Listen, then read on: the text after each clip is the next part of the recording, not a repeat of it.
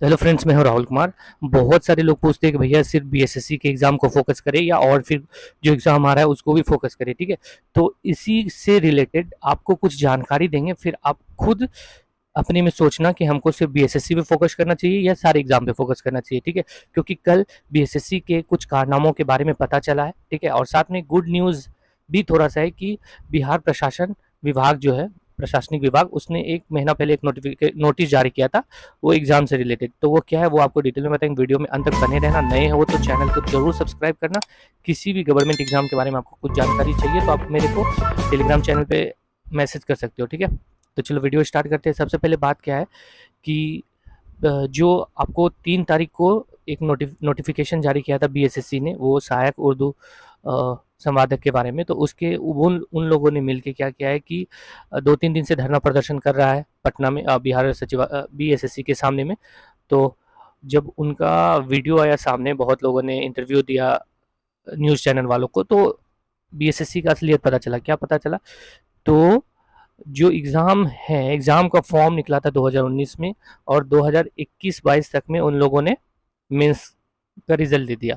फिर उसके बाद काउंसलिंग के लिए बुलाया गया सबों को, ठीक है। काउंसलिंग के लिए बुलाया गया तो बोला गया कि मात्र 1200 सीट है, ठीक है। 1200 समथिंग सीट है उसमें। काउंसलिंग के लिए बुलाया गया पहले 1500 लोगों को। बोला 1500 लोगों का काउंसलिंग हो गया, उसके बाद फिर 1 साल के बाद फिर बोला गया कि 1200 लोगों को और काउंसलिंग कराया जाएगा।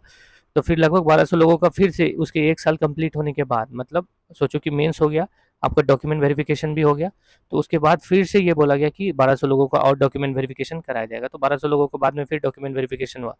जब फिर उर्दू संवादक के जो भी कैंडिडेट हैं वो बार बार बीएसएससी ऑफिस जा जाके पूछ रहे थे कि अब फाइनल मेरिट लिस्ट कब आएगा, कब आएगा। तो कुछ उन लोगों को यही बोला जा रहा था कि 2-3 दिन में आ जाएगा, 2-3 दिन में आ जाएगा।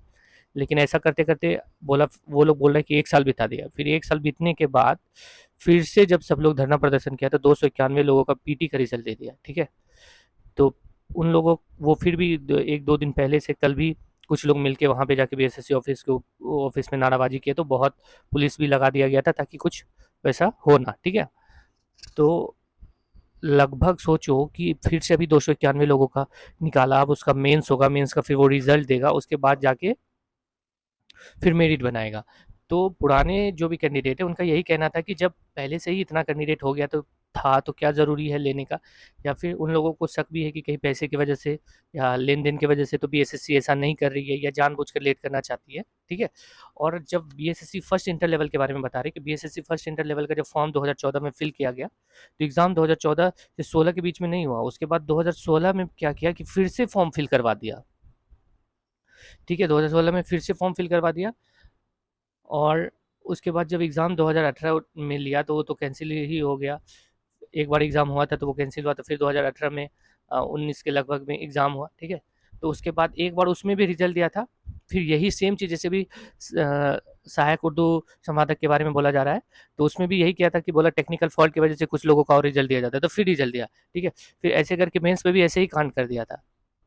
फिर जब मेंस का ये डॉक्यूमेंट वेरिफिकेशन का डेट नहीं निकाल रहा था तो सारा स्टूडेंट मिल के आंदोलन ये वो किए, तो फिर जाके डॉक्यूमेंट वेरिफिकेशन का डेट दिया, ठीक है। ऐसा चलता है। मतलब सोच लो कि अभी सहायक उर्दू संवादक 2019 का वैकेंसी है और लगभग अभी 2024 चल रहा है, तो इतना में कंप्लीट होने वाला है। तो और बीएसएससी का भी कारनामा यही हो सकता है, ठीक है। क्योंकि देखो पीटी हो जाएगा, पीटी आपका ले लेगा, तो मेरे को लगता है पीटी का रिजल्ट देते देते विधानसभा का चुनाव करवा देगा, उसके बाद फिर लेट करते देगा। अगर कहीं सरकार हार गई, मान लो जैसा अभी स्थिति चल रहा है, क्योंकि इसके पहले जो सरकार के साथ गठबंधन था तो फटाक से 1-2 रिजल्ट दे दिया, तो उस वजह से बहुत सारे लोग सोच रहे हैं या स्टूडेंट सोच रहे हैं कि वैसा ही कुछ हो, जो कि मतलब एग्जाम हो और तुरंत उसका रिजल्ट आ जाए फाइनल सिलेक्शन का, ठीक है।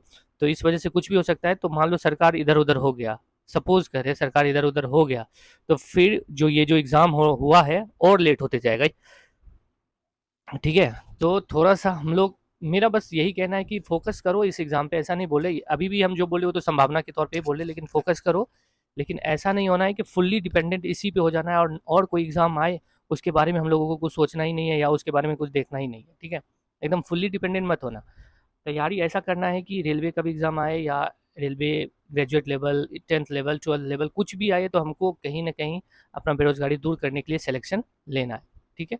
इतना करना। एक चीज़ बहुत अच्छा हुआ है बिहार में कि जो क्वेश्चन आउट हो जाता था, उसके लिए तो बहुत सज़ा कानून बना ही दिया। आपको पता ही होगा कि अगर आप क्वेश्चन आउट करते या ये सब करते पकड़ाओगे तो 1 करोड़ रुपया जुर्माना या 10 साल का सज़ा, ये कर दिया गया है।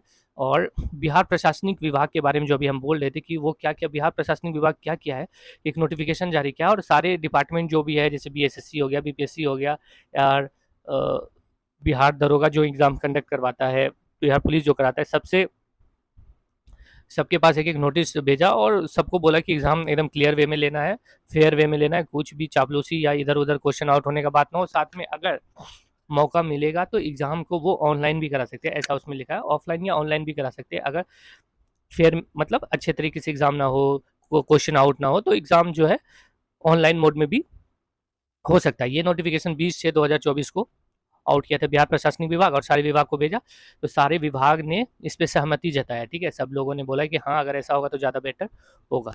तो यही सब आपको आप सोचिए आपको कुछ इन्फॉर्मेशन दे दे, क्योंकि छोटा-छोटा जो इन्फॉर्मेशन आते रहेगा आपको अपडेट करते रहेंगे, इसलिए मेरे चैनल से जुड़े रहना। और बाकी बात तैयारी एकदम मन लगा के करो, ठीक है?